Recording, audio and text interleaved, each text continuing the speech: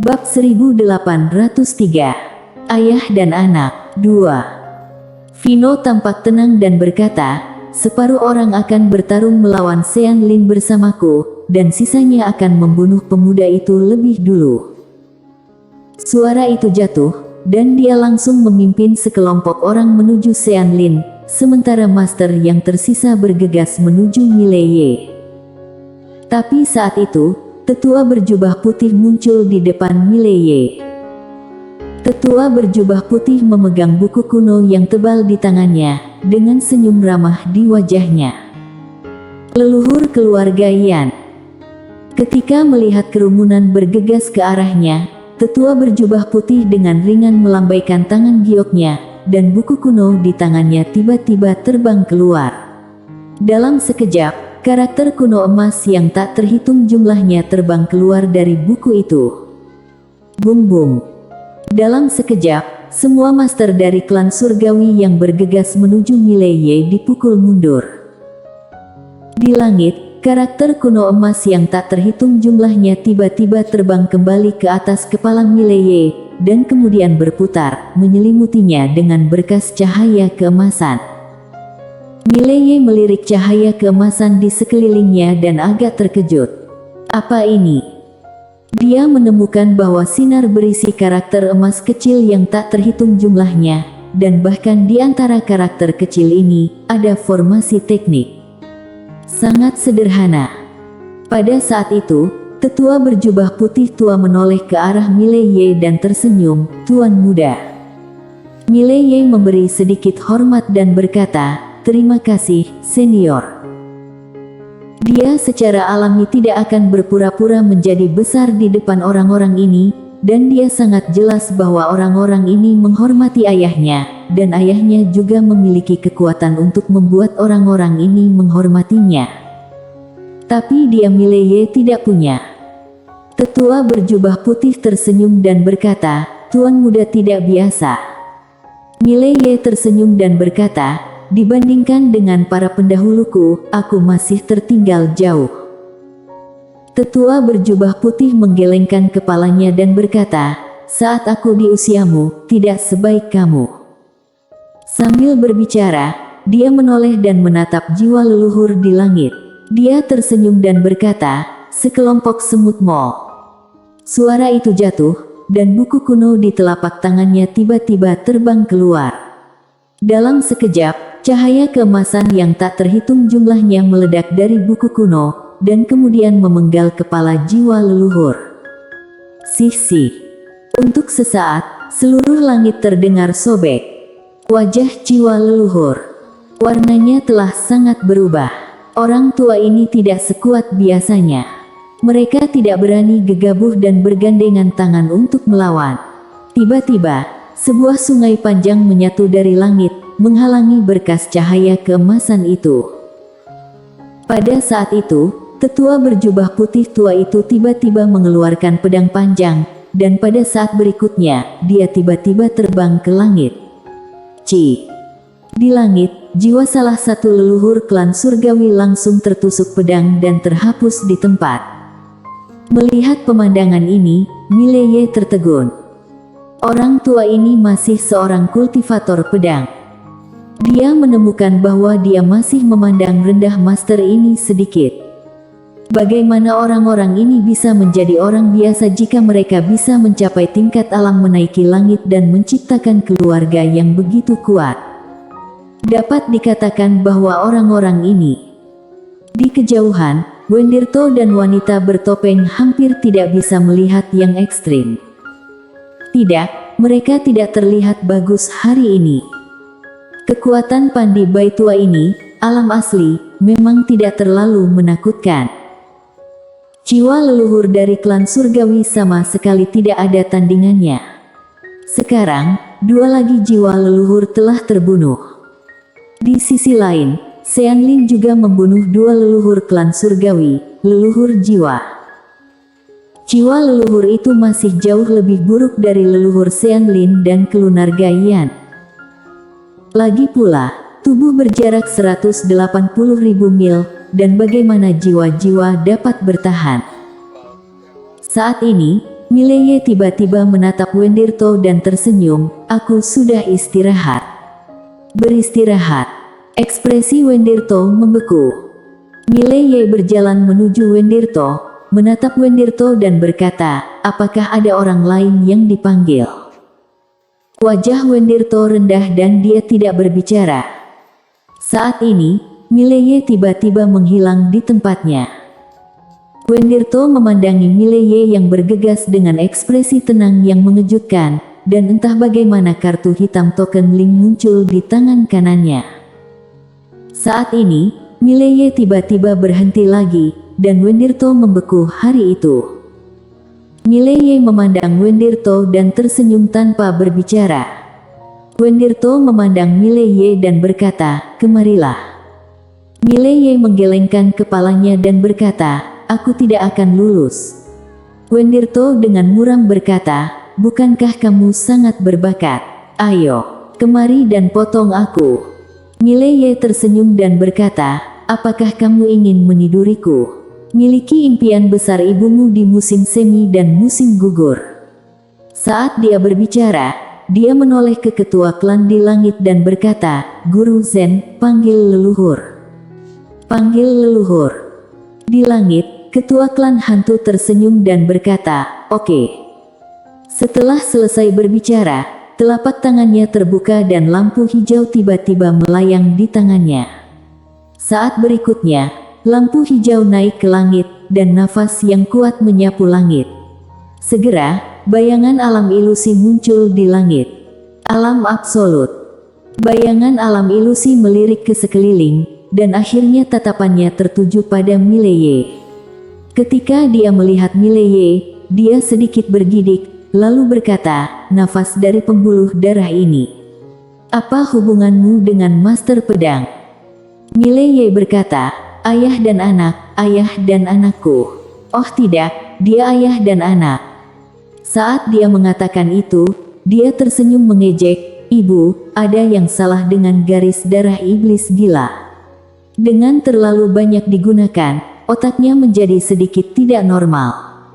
Bayangan alam ilusi dengan hati-hati melirik Mileye dan berkata, "Jadi tuan muda." Saat dia berbicara, dia memberi hormat sedikit dan berkata, "Apakah tuan muda butuh bantuan berperang?" Mileye dengan cepat mengangguk, "Ya." Bayangan alam ilusi berkata, "Pukul siapa?" Mileye langsung menunjuk ke arah Wendirto, dan bayangan alam ilusi memandang ke arah Wendirto. Pada saat berikutnya, dia langsung menuju Wendirto di bawah. Bang! Saat terburu-buru ini, tekanan kuat menyapu Wendirto. Di bawah, Wendirto sedang memegang kartu token Link hitam di tangannya, wajahnya suram dan menakutkan. Bersambung.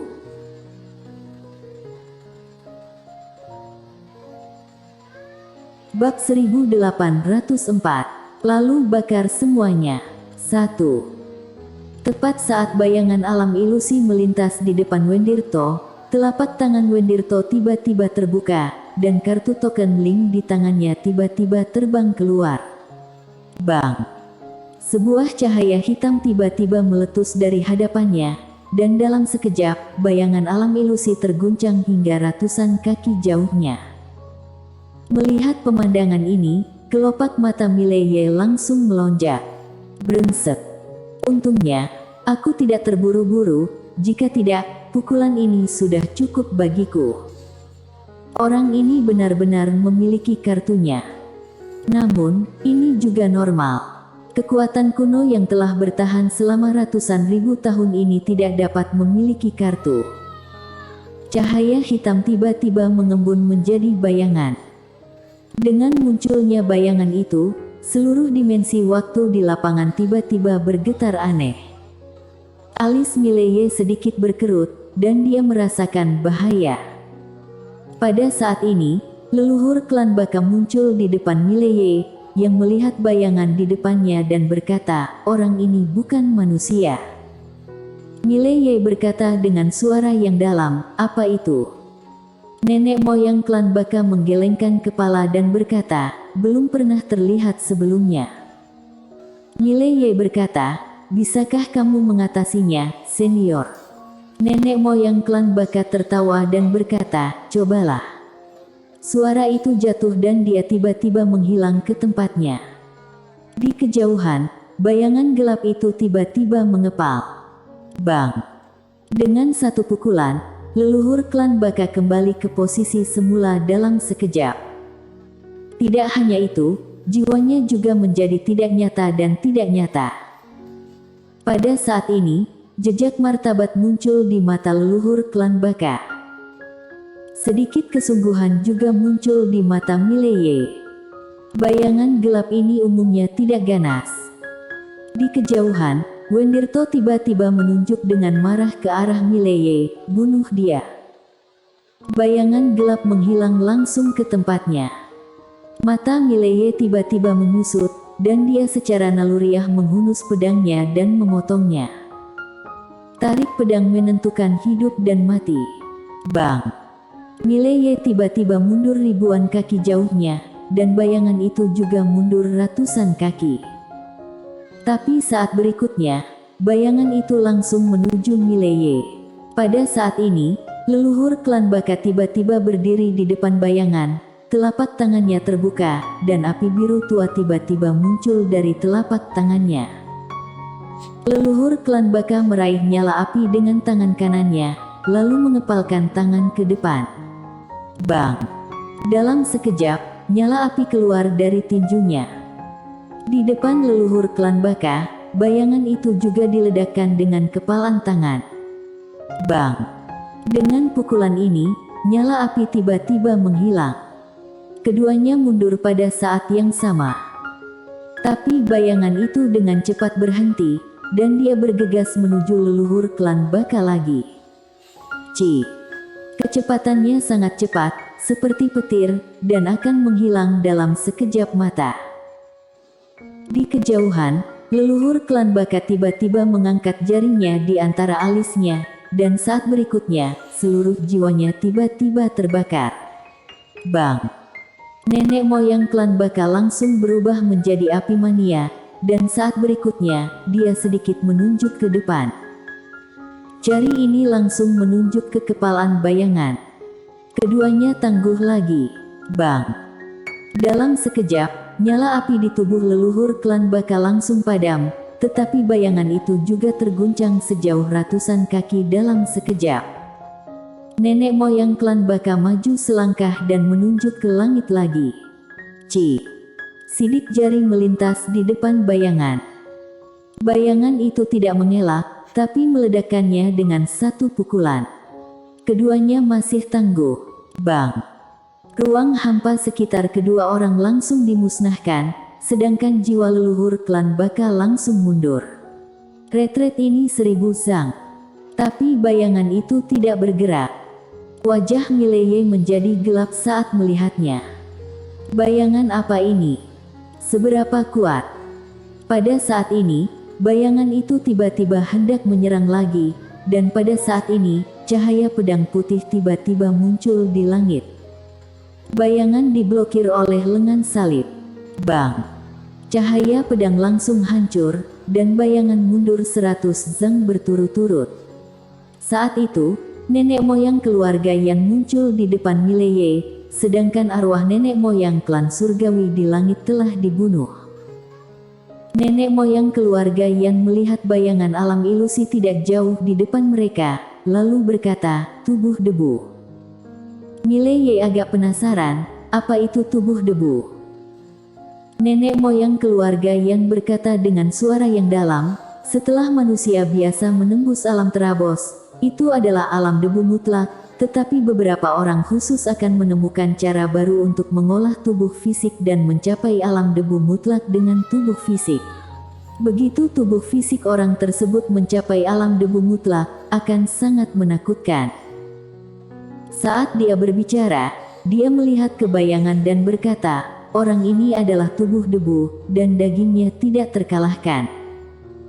Mileye berkata dengan suara yang dalam, apakah dia tubuh utama?